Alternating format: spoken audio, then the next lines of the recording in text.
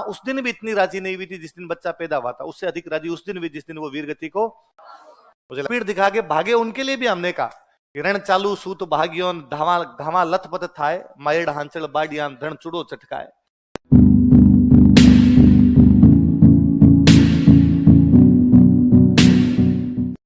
पहली किताब का नाम ही देखो आप तो, वीर सत्सई। क्या नाम है? ऐसी किताब इसमें वीरता के 702 है। वीरता के 702 वाली किताब क्या कहलाई? सत्सई। सत्सई कहलाई। वीरता के 702 इसलिए क्या कहलाई? जैसे हमने पढ़ा था हाला झालारी कुंडलिया का एक नाम सूर सत्सई। क्या नाम था? सूर। वीरता के 702 इसलिए क्या कह दिया? सूर सत्सई। वैसे इसमें वीरता के 702 इसलिए क्या कह दिया? बिहारी जी ने श्रृंगार पे 702 लिखे, बिहारी सत्सई। तो कौन सी हो गई? तो 702 वाली किताबें कौन सी होगी? सत्सई। इस किताब का नाम क्या हो गया? इला न देनी आपनी न हालरियो हुलराए, कोई पुत सिखाना है पालना है न मरण बढ़ाई माए। इला न देनी आपनी धरती, इला न देनी आपनी हालरियो हुलराए। एक माँ पालने में झुलाते हुए अपने बच्चे को, जब छोटा बच्चा था वो 1-2 साल का था, छोटा 6 महीने का था, तब उसको पालने में जब झुलाती तो गति है। धरती मत देना भले मर जाना किसी युद्ध में। जब बच्चे को आप बचपन से इस प्रकार की शिक्षा दोगे, फिर वो किसी युद्ध के अंदर जाएगा तो पीठ दिखा के भागेगा। और पीठ दिखा के भागे उनके लिए भी हमने कहा रण चालू सूत भाग्योन धावा घामा लथपथ थाय मायड़ हांचल बाडियान धन चुड़ो चटकाए। रण चालू सूत भाग्यो, सूत मतलब बेटा, सूत मतलब रण चालू सूत भाग्यो, युद्ध चालू था, बेटा भाग के आ गया। क्यों आ गया? घावा लथपथ था, कि घावों में क्या हो गया था? लहू लुहान हो गया था, गांव में लथपथ हो गया एक व्यक्ति, तो उसको लगा कि यार मर जाएंगे, सब भाग जाते हैं। युद्ध चालू था लेकिन वो भाग के आ गया। और जैसे घर पे उसकी पत्नी और माँ को पता चला, पत्नी को पता चला कि उसका पति भाग के आ गया, माँ को पता चला उसका मायड़ हांचल बाडियान धन चुड़ो चटकाए। माँ ने अपने स्तन काट के फेंक दिए कि सर माती, तेरे को यहाँ से 9 महीने तेरे को दूध पिलाया था यहाँ से पैदा होने के बाद, और पत्नी ने अपना चूड़ा तोड़ दिया था कि इससे अच्छा पति हो ही ना। हमने उन लोगों को भी गालियां निकाली जो युद्ध से बाहर कर वापस आए, जो नहीं आए, जो शहीद हो गए उस युद्ध के अंदर, वीर गति को प्राप्त हो गए, हमने उनको और अच्छा बताया। हमने उनके लिए कहा कि माँ ने हर की जलम देन जतरी हर की आज, कि माँ उस दिन भी इतनी राजी नहीं हुई थी जिस दिन बच्चा पैदा हुआ था, उससे अधिक राजी उस दिन हुई जिस दिन वो वीर गति को मुझे लगा है मेरा दूध उजाड़ा है। आज जिस काम के लिए मैंने इसको पैदा किया था उस काम को इसने पूरा किया, अपनी धरती की रक्षा की, अपनी मातृभूमि की रक्षा के लिए मर मिटा है, लेकिन वापस पीठ दिखाकर भागा। ऐसे कितने दोहे लिखे? कितने दोहे लिखे? 57 वाली क्रांति में सूर्यमल जी जीवते थे।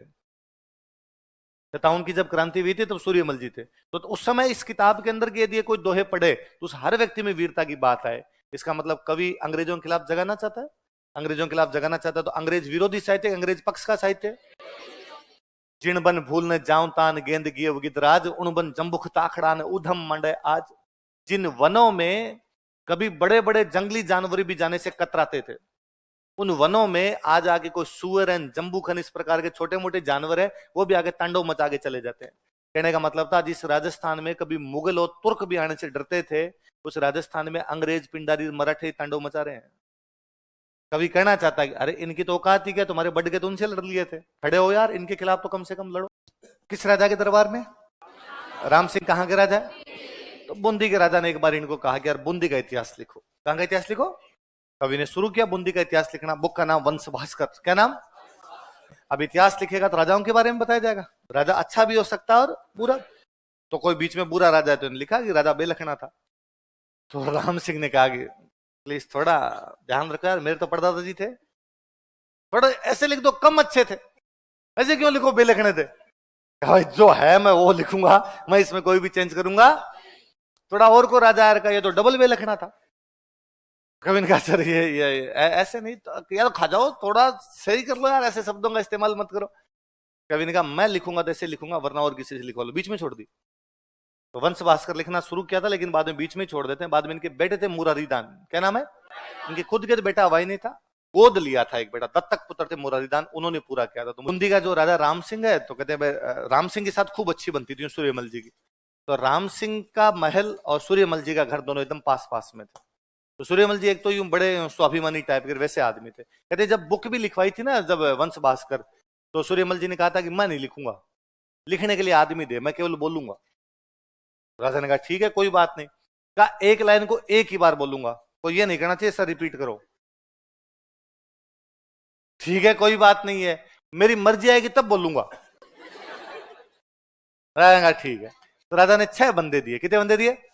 सूर्यमल जी और लंबी चौड़ी पर्सनैलिटी थी, शानदार यूं, मतलब 6 फुट से ज्यादा हाइट, शरीर में भी तगड़े, एकदम व्हाइट दाढ़ी, बड़ी बड़ी लंबी दाढ़ी बढ़ी हुई एकदम, और वैसे वो टाइगर बियर्ड, दोनों तरफ यूं घूमने वाली। पुराने आप कोई फोटो घर पे तुमने देखो, ये दाढ़ी यहां से घूम जाती है, इधर ऊपर की तरफ जा रही है, उधर ऊपर की तरफ जा रही है, टाइगर बियर्ड, तो उस टाइप की दाढ़ी, मतलब चेहरा यूं खतरनाक लगे वैसा, और यूं आंखें बंद करके बैठे रहते हैं। अब वो 6 जने आगे बैठे हैं यूं पेन लेके। 6 को इसलिए बिठाया हुआ है कि भाई एक नहीं लिख पाए तो दूसरा, दूसरा नहीं लिख पाए तो तीसरा। और यदि किसी ने, अब कई बार होता निकल जाता कि सर क्या बोला, तो हाथ में चाबुक रखते, चाबुक डंडा, डंडा रखते, डंडा मारा करते एकदम, नहीं दोबारा नहीं बोलूंगा तो नहीं बोलूंगा, तो वैसे ही लिखते। पर राम सिंह का कोई नहीं, आप तो लिखो यार, आपको इतना ज्ञान, आप लिखवाओगे, थोड़ा सा लिखवाओगे। तो कहते उस राम सिंह के महल के पास में सूर्यमल जी का घर था। तो राम सिंह एक कोई शादी करके आए, उस रानी को उस महल में वो महल दिया गया राम सिंह का, जो सूर्यमल जी के घर के पास में था। तो उस रानी ने नोटिस किया कि सूर्यमल जी अपने सुबह सुबह खड़े होने के बाद अपने घर के छत पर चढ़े, छत पे चढ़ के उन्होंने सूर्य भगवान को जल चढ़ाया। सुबह से सूर्य भगवान को जल चढ़ाता है, और तब हाथ जोड़ के जोर जोर से बोला, हे सूर्य भगवान, मैं चाहता हूं कि राम सिंह की लाश शाम से पहले पहले घोड़ों के पैरों में मिल जाए। राम सिंह की डेड बॉडी शाम से पहले पहले घोड़े के पैरों में मिल। और रानी ने दिमाग लगाया, रानी ने कहा ये तो जल्दी सुहाग मिटाने भी तैयार हो रखा है, कौन है ये आदमी। पर रानी को लगा हो सकता है मेरे को सुनने में गलती रही हो कोई। तो रानी ने दूसरे दिन वापस ध्यान दिया, तो दूसरे दिन और जोर जोर से गए, सूर्य भगवान शाम से पहले पहले राम सिंह की डेड बॉडी मिली जानी चाहिए आज तो घोड़े के पैरों में। रानी ने 2-3 दिन ध्यान दिया।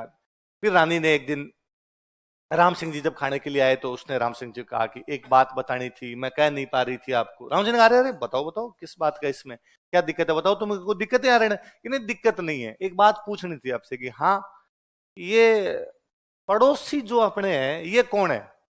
और राम सिंह कहा अरे मेरे एकदम खास दोस्त है मेरे जिगर के छल्ले कालजी की कौर है। अरे अरे सूर्यमल जी है यार, अपने तो राज कवि हैं, बूंदी के सबसे बड़े कवि हैं, बहुत इंटेलिजेंट आदमी है।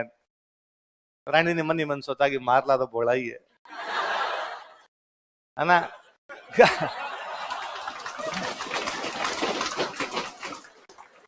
गांव में प्रत्येक महिला को लगता है कि मारला तो,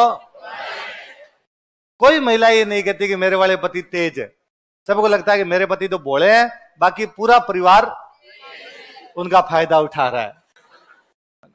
तो उसने मन में सोचा कि मारला तो, और उसने कहा नहीं ये आपके बारे में बहुत बुरा बुरा सोचते हैं। कैसे क्या?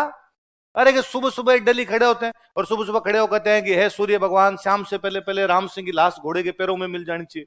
राम सिंह का क्या बात करते हो, ये कहते अरे कि डेली मैं 4 दिन सुन रही हूँ। राम सिंह का मजा आ गया, और इस बात पे तो आज मैं सूर्यमल जी को सम्मानित करूंगा, सूर्यमल जी को 1 लाख सोने के सिक्के दिए जाएंगे। ठीक है, क्यों? अरे का कवि ये कहना चाहता है कि राम सिंह को स्वर्ग मिले। कैसे?